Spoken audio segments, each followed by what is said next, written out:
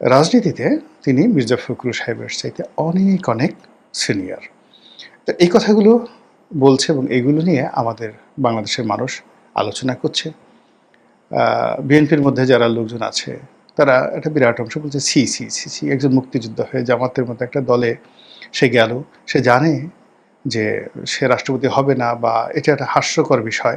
কিন্তু এরকম একটা হাস্যকর ছেলে খেলা বিষয় নিয়ে তার মতো একটা বয়োবৃদ্ধ মানুষ এই কাজগুলো করছে, এটা কি ঠিক?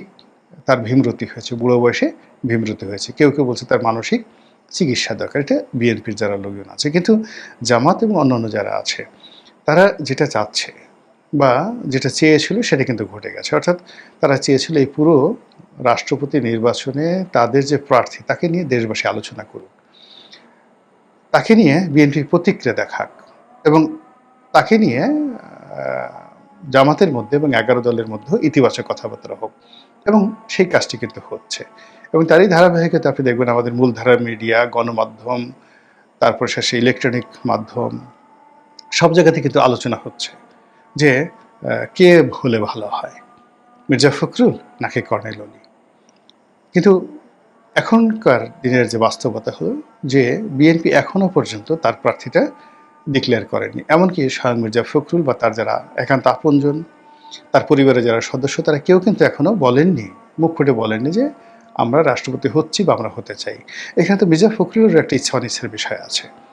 মানে তাকে দল মনোনয়ন দেবেন আর তিনি রাষ্ট্রপতি হয়ে যাবেন, এটা তো নাও হতে পারে।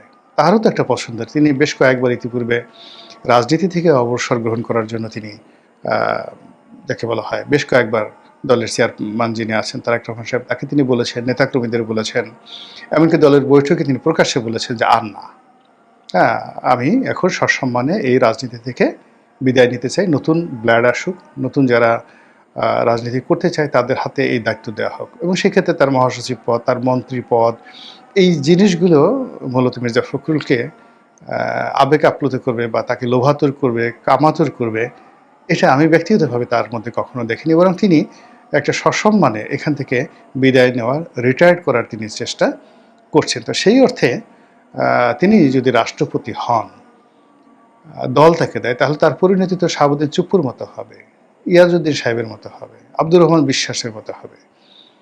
কিন্তু আপনি যদি চুপ্পু সাহেব ধরেন, ইয়াজউদ্দিন সাহেব ধরেন, আব্দুর রহমান বিশ্বাস ধরেন, তাদের যে রাজনৈতিক ক্যারিয়ার তার সাথে মির্জা ফখরুল সাহেবের রাজনৈতিক ক্যারিয়ার, ফ্যামিলি ব্যাকগ্রাউন্ড, পার্সোনাল যে বায়োডাটা, এটা অনেক অনেক ভালো। তো সেক্ষেত্রে তিনি এরকম একটা জায়গা থেকে আবদ্ধ হতে চাইবেন এই বুড়ো বয়সে, এই ব্যাপারে তার অপছন্দ থাকতে পারে। তিনিও তো বলতে পারেন যে না, আমাকে এই এখন যেখানে আছি ভালো আছি, আর যদি এখান থেকে আমাকে বাদ দিয়ে দেন অথবা আমি এখান থেকে চলে যাই, নতুন একজন সেক্রেটারি জেনারেল দেখেন, এটাও তো তার পছন্দর বিষয় হতে পারে। কিন্তু আমরা সেটা চিন্তাভাবনা না করে আমরা মনে করছি যে আমি যেভাবে লোভী, আপনি যেভাবে লোভী, পদ দিলেই তো আমাদের জিহ্বা বের হয়ে যায়, আমরা জুতো চাটতে থাকি, যে কোনো একটা পদ পাওয়ার জন্য আমরা যে কী পরিমাণ চাটুকারি করতে থাকি। তা আমাদের যে এই যে ন্যাশনাল ক্যারেক্টারিস্টিক্স হয়ে গেছে, এই ক্যারেক্টারিস্টিক্সের ভিত্তিতেই আমরা মির্জা ফখরুল সাহেবকে ধরে নিয়েছি যে তারেক রহমান সাহেব দিলেই তিনি সেটা গ্রহণ করবেন। এখন তারেক রহমান সাহেবের পক্ষ থেকে বলা হয়নি, দলের পক্ষ থেকে বলা হয়নি, মির্জা ফখরুল সাহেবের পক্ষ থেকে ইন্টারভিউ দেওয়া হয়নি, অথচ আমরা তাকে প্রার্থী করে বসে আছি। আর অন্যদিকে 0.0001%ও যার সম্ভাবনা নাই, তাকে নিয়ে জামাত, ১১ দল এবং স্বয়ং প্রার্থী জনাব কর্নেল অলি সাহেব, তিনি বেশ আগ্রহ দেখাচ্ছেন, বক্তব্য দেখছেন, মুভমেন্ট করছেন, এটা আত্মবিশ্বাস দেখাচ্ছেন যে যদি ফেয়ার ইলেকশন হয়, সবাইকে যদি ভোট দেওয়ার সুযোগ দেওয়া হয়, তাহলে সরকার দলেরও অনেক লোক হয়তো তাকে ভোট দেবে।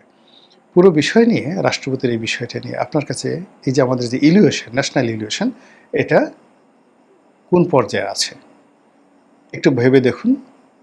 আমাদের কি এই চরিত্র থেকে বের হয়ে আসা উচিত? রিয়েলিটিতে আমাদের কি ফিরে আসা উচিত? অপ্রয়োজনীয় বিষয়াদি না নিয়ে, মানে আলোচনা না করে আমরা প্রয়োজনীয় বিষয়াদি নিয়ে নিজেদেরকে ব্যস্ত রাখা উচিত। এই বিষয়গুলো কি ভাববার সময় আসছে কিনা ভাবতে থাকুন। আর আগামীতে অন্য কোনো ভালো ভিডিও নিয়ে হয়তো আপনাদের সঙ্গে দেখা হবে। আসসালামু আলাইকুম ওয়া রাহমাতুল্লাহি ওয়া বারাকাতুহু।